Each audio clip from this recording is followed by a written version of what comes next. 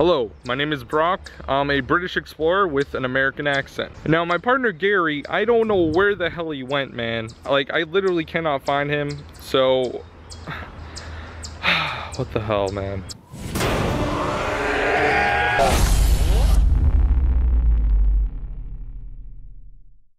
Hey, what's up soldiers? My name is Greg, FPS the Zombies Extraordinaire, and welcome back to another review, guys. Everyone thinks my zombies opinions are wrong, so I decided to take a step back and review each zombies map based off 20 categories. Each category is worth 5 points for a cumulative total of 100. This is a totally serious review, memes included.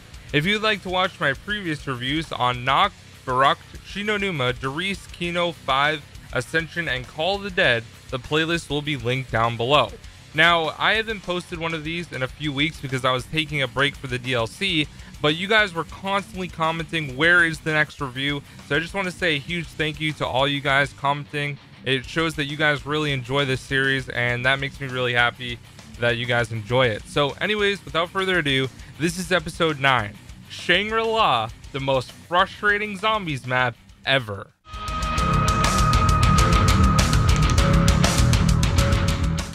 Back on June 28, 2011, Call of Duty Black Ops 3rd map pack was released. It was called Annihilation. It released with Shangri-La and 4 multiplayer maps, which were Hangar 18, Silo, Hazard, and Drive-In. Shangri-La was super unique and had some very frustrating things that added to the difficulty of the map. Although it was a new environment, it didn't add too much to zombies besides the mini bosses, which were the napalm zombies, which caused a lot of damage when they exploded, including fire, and also the shrieker zombies, which ran really fast and blurred your vision, but they also died fairly fast.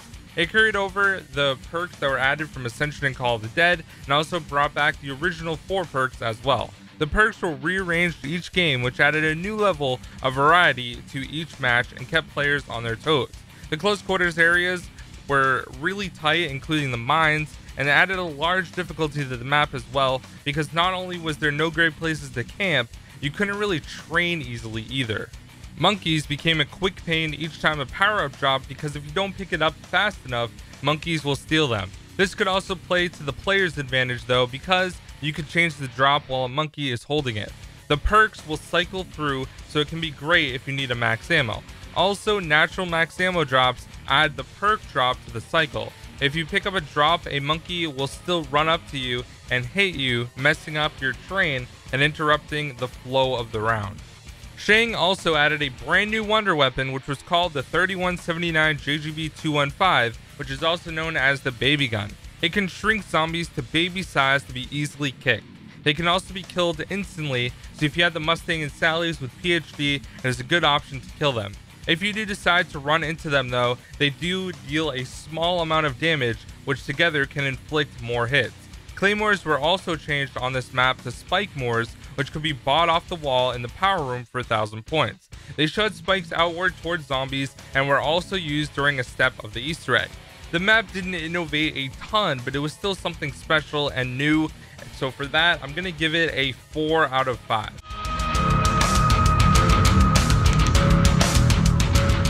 The atmosphere of Shangri-La is very unique for the map. Set in the mountains of the Himalayas somewhere in Asia, this map literally throws you into the thick of it all. You are surrounded by palm trees and forest vegetation, as well as ruins from an ancient civilization. The map has an eerie vibe to it, with the zombies from some sort of civilized tribe. The scenery outside the map looks truly remarkable. The mountains in the background, the waterfall that you can go under, the mine areas to get around the underground. The great thing about the atmosphere is also when you go into eclipse mode, you are surrounded by the dark sky, the meteorite, the stars. The atmosphere is great, and Treyarch always gets it right. So definitely the atmosphere is a 5 out of 5, 100%.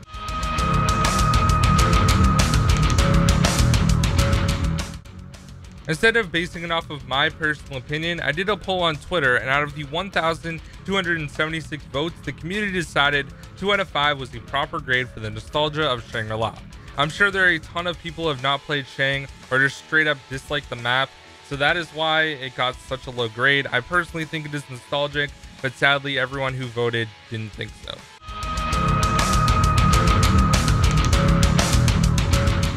I'm going to exclude the trap selection on Shang because there is only the spike trap that can block or stop you when you're leaving or entering the spawn room, but it doesn't really stop the zombies. So there's really no traps that you can actually like activate on the map.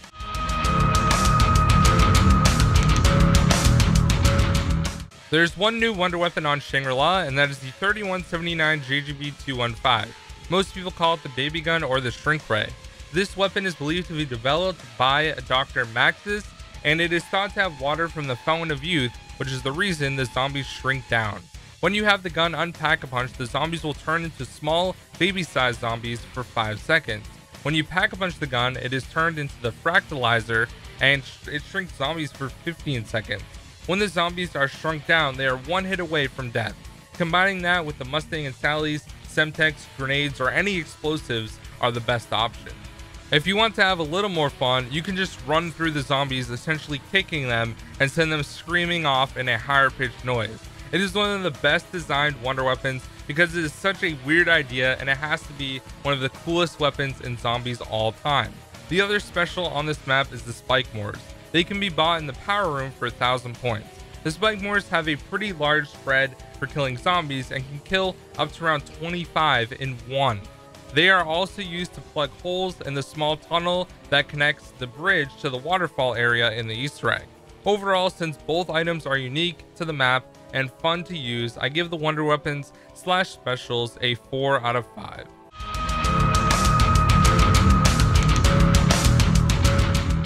There are 2 different mini bosses on the map and no special rounds. Round 4 is the first round that special zombies can spawn in, either the Shriekers or the Napalm zombies. First is the Napalm zombie. It emerges from the ground surrounded in flames. The Napalm zombies take a large amount of damage to be killed, and once killed, it will burst into flames. The fire catalyst zombies in Black Ops 4 work basically the exact same way. You can run up to the Napalm zombie and it will explode. You can plan ahead where you're going to kill the Napalm zombie so that it can block off a certain area or pathway and kill zombies that run into the fire while it is still on the ground. It is a common misconception that PhD Flopper helps protect you from the explosion, but it simply is not the case. When you get too close to a Napalm zombie, it will cause a fire animation around your screen. They are not affected by nukes or insta-kills, and only one Napalm zombie can spawn in at a time. The second special zombie is the Shrieker zombies. They spawn with a shrieking noise, so chances are you're going to hear that noise before actually seeing it sprinting toward you. It is a fast zombie that has reduced health compared to the Napalm zombie. If you are close and don't kill it, it will shriek at the player and stun their vision. One of the best things about the Shrieker is that if you headshot it and there are regular zombies around it, their heads will also explode. Both zombies can be shrunk down with the baby gun and kicked as well, greatly reducing the damage, especially for the Napalm zombie. There are also vermin monkeys that are a pain and steal power-up drops and can change them. If you pick up the power drop, they will also one-hit you unless you knife or shoot it. Since there are 2 special zombies and they are pretty strong and effective, I give them a 4.5 out of 5.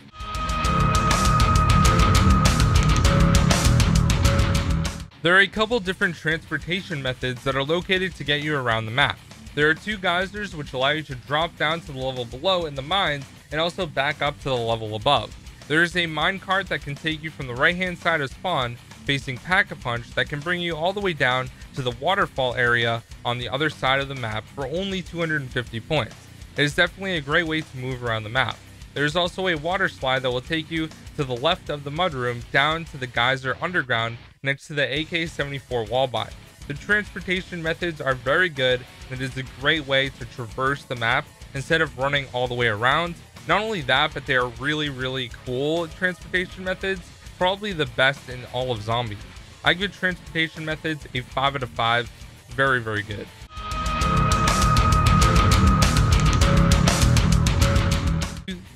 Shangri-La is one of the hardest maps in Call of Duty Zombies. In order to set up on this map solo, you're going to need a few different things.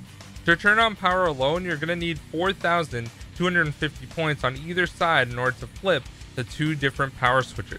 The box will either spawn in the water by the waterfall or underground, which equally will cost 1,750 points to get to. It all depends on what you want to do.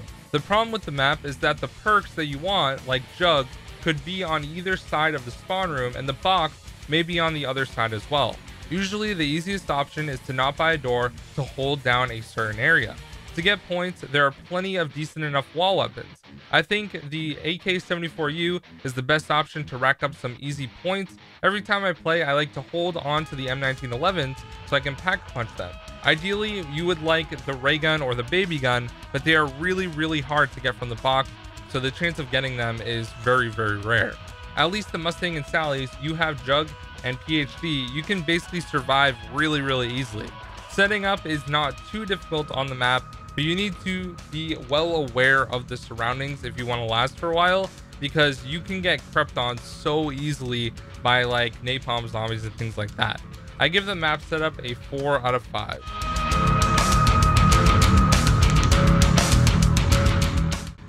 Shangri-La has, in my opinion, one of the best 4-player Easter eggs in all of Zombies. The main reason it is 4 players because before each step, you need to go into Eclipse mode by pressing the 4 plates at the same time in the spawn room by Quick Revive. Next, you press a stone pad on the minecart side. Then there are 12 symbols on each side of the spawn room. You need to have one person on each side step on the same symbol plate at the same time. Once you complete this step, it is the first time you hear of the explorers, Brock and Gary. They will be discussed in the storyline portion of this review. Next, all players must ride down the water slide and land on the metal plate. For the next step, you need a baby gun and use an explosive to knock down a meteor that crashed above the water slide. Shrink it with the baby gun and then knife it toward the water slide and go down with it. It will roll down from the bottom of the water slide up to the geyser, which you also have to ride up, and then it will land on a spire. The next step involves using a napalm zombie, which is probably one of the hardest steps in the entire Easter egg because your team needs to be on the same page. You go down the tunnel on the minecart side and flip a lever and turn the wheel 4 times until you hear a quote. Have the napalm zombie walk by the gas leaks till they light on fire and then flip the switch by the wheel you turn. Next, you need spike moors and place them down in the tunnel leading from the bridge to the bottom of the waterfall. Line them up with the 4 holes and lead them through it. The napalm zombie can be used for this or crawlers. Once all the holes are plugged, then there is a brick you can press to overflow the bottom of the waterfall area. Next, you need to knife all 12 pads with symbols around the map. There are 5 in the spawn room, 2 in the mud room, 2 on the minecart side, and 3 down below underground. Once this is done, there's a wooden TP looking thing outside the map by the minecart. You need to use explosives to knock it down. Next, you turn the 4 dials located in the mud room to the correct symbols. Next, you need to knife all the gongs around the map and find the 4 that make a gong noise. There are a total of 8 gongs and some make a bad trash cover noise, and you know those are not the correct ones. Knife the 4 that make a normal noise in the correct order from trial and error. One person needs to stand inside the spawn room with an upgraded baby gun and shoot the crystal that are on top of the spire above the mud room. This will bounce light from each of them and finally end up by the one on the minecart side. Someone needs to be standing under it to catch the dynamite that will drop. Shoot the same crystal in the spire on the left facing Quick Revive and the light will bounce around again and shrink the meteor that has been showing up the entire game while in Eclipse mode. All 4 players will need to stand on the 4 different pressure plates in spawn, power, the minecart side tunnel, and after the bridge, and then the player with the dynamite will go up to where Pack-a-Punch is and it will not be there, but there will be a brick wall and you need to pass the dynamite through the hole to Brock and Gary. They will explode the wall and then activate Pack-a-Punch again, and there will be a focusing stone on the table that says Richtofen. All players will get the time travel will tell Easter egg completion, and the first person who picks up the stone will get all 7 perks, and even if you go down, you still keep them. This is the only Easter egg in Zombies that you can repeat 4 times in the same game so that all players can have all 7 perks. These Easter eggs seem long-winded, but the quotes make it very easy to understand. Seriously, if you have not done this Easter egg in Black Ops 1 or Black Ops 3 in the Chronicles version, I highly recommend it. I give this Easter egg a 5 out of 5. Shang is one of the hardest maps to survive, but one of the best Easter eggs that is 100% worth it.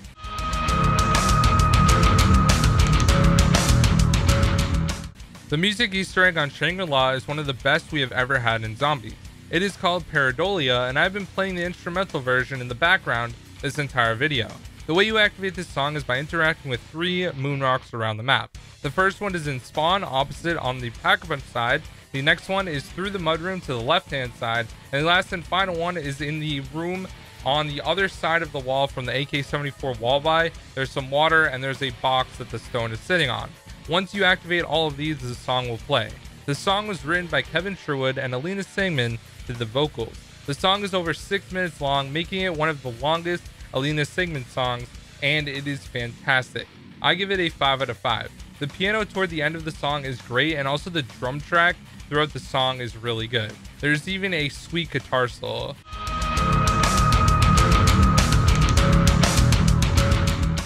The storyline for Shangri-La is pretty short and sweet, so let's take a look at the timeline and see what it says.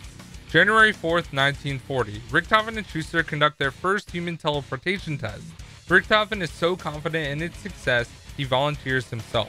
Teleported to the moon, he encounters the MPD, the Aether Pyramid hidden by the Apothecary. While inspecting the device, Richtofen is electrocuted and begins hearing the many voices of corruption, including that of the Shadow Man. The device then teleports him to Shangri-La. Corrupted by the Dark Aether, Richtofen is gradually driven insane by an obsession to find Agartha. January 5th, 1940. Richtofen is worshipped by the natives of Shangri-La. An altar is built in his name. Richtofen encounters the Focusing Stone for the first time. April 25th, 1956. Explorers Brock and Gary discover Shangri-La. During an eclipse, they are unwittingly trapped in a time loop. Sally, who was George Romero's assistant, was also sent back from 2011. She is trapped in the same loop. Ultimus arrives in Shangri-La. With the help of Brock and Gary, they acquire the Focusing Stone. I give the story for Shangri-La a 3.5 out of 5.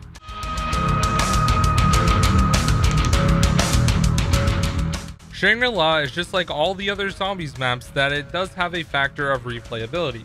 The only problem with Shangri-La is that it's considered to be one of the hardest zombie maps in all of Zombies history because it simply doesn't have any good training spots or camping spots, or at least ones that are easy to utilize.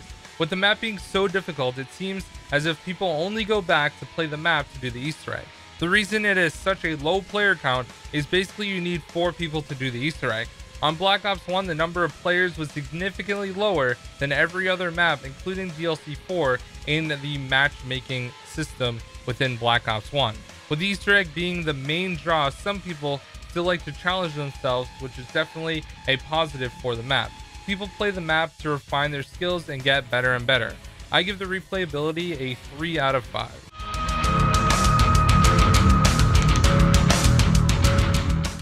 The map flow of Shangri-La is really good. It is just a lot more difficult than the other maps when it comes to surviving. On each side of the spawn room, you only have one gun that you can use.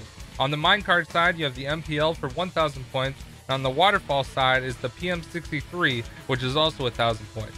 Both guns are equally bad, can help you get a pretty good amount of points in the early rounds. Once you move into the underground area, the AK-74U and the M16 are pretty good options to get to power before hitting the boss. The great thing about Shang is that the map flows very easily because it is essentially a circle. If you want to go underground quickly, you can drop down from the geysers, quickly ride the water slide, or take the minecart down. The map flow is easy to navigate, so for that, I give it a 5 out of 5.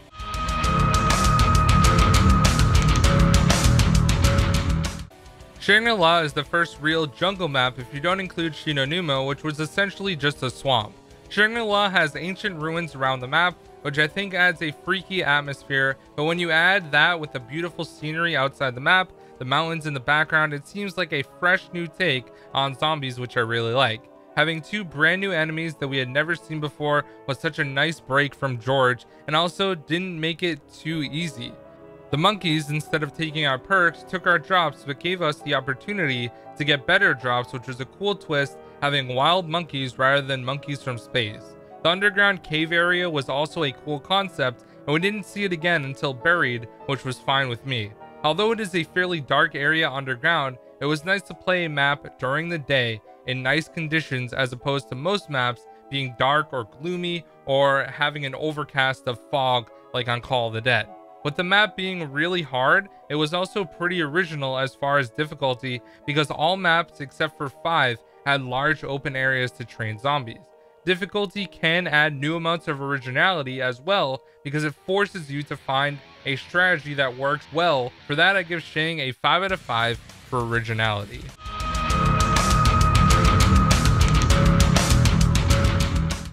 Every Zombies map has some very impressive records. The high round world record on Shangri-La is round 194 by PlayFan. The main strategy for high rounds is using the baby gun to shrink zombies for 15 seconds and kicking them. When a napalm zombie spawns, you can shoot them with the Mustang and Sally in a good spot where all the zombies will run toward you so that they can die in the fire. Semtex grenades are also a good method for killing.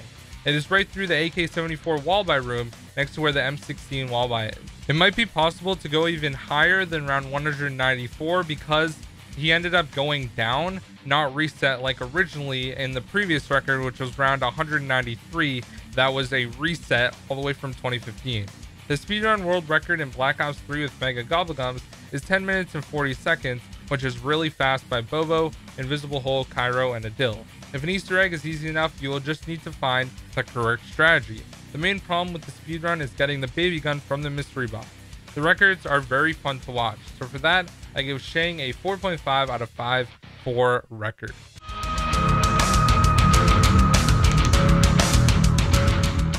Shangri-La was brought back into Zombies Chronicles in Black Ops 3, and the remaster looked much better than the original. The map looks a lot more vibrant and beautiful as well.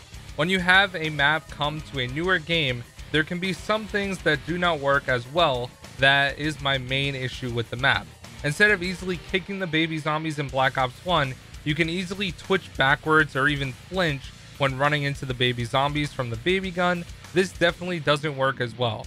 You can tell from this review that I prefer the Black Ops 1 version a lot better, and a lot of other people do as well.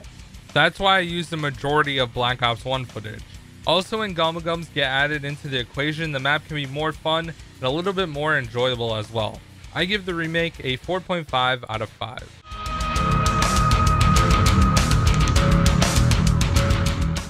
There's only a couple good camping spots on Shangri-La.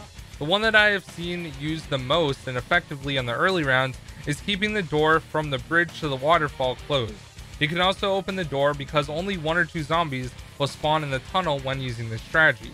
The next one is up top with the door closed to spawn on the minecart side. These spots are really the only spots that don't have zombies spawning directly behind you from a window. For the poor camping spots, I give it a 2.5 out of 5.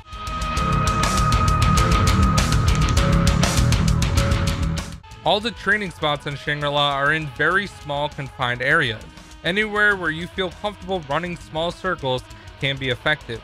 The main one I think people use the most is running around the MPL wallbuy or where the Pharaoh is in Black Ops 3. This ties in directly with the camping spots as well, where you need to keep the door to spawn on the minecart side closed. You can run a train around that area when you go up to the door where spawn is, shoot the baby gun down the small incline, and kill zombies by running into them or shooting them. I give the training spots also a 2.5 as well.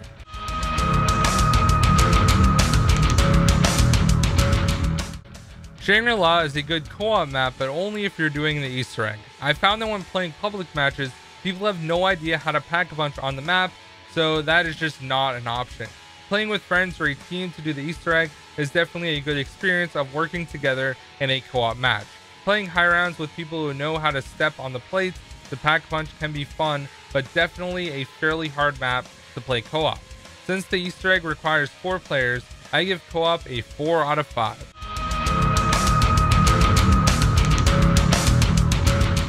Solo is by far the most effective method if you are trying to go for a high round on Shangri-La. It is just disappointing that all the Easter egg runs were not soloable in Black Ops 1 besides Call of the Dead.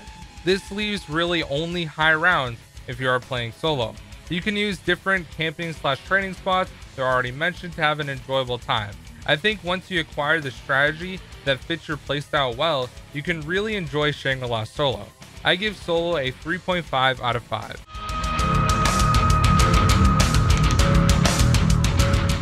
Let's tally up the totals and see where Shangri-La ends up. We're not able to include all 20 categories because there are no traps, so I excluded that section completely.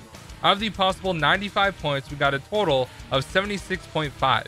76.5 divided by 95 equals 80.5 points, rounded up to 81%. I think that is a fair grade for Shang, as it is definitely not a fan favorite for most people. Tune in next Sunday where we finish off all of the Black Ops 1 reviews with Moon.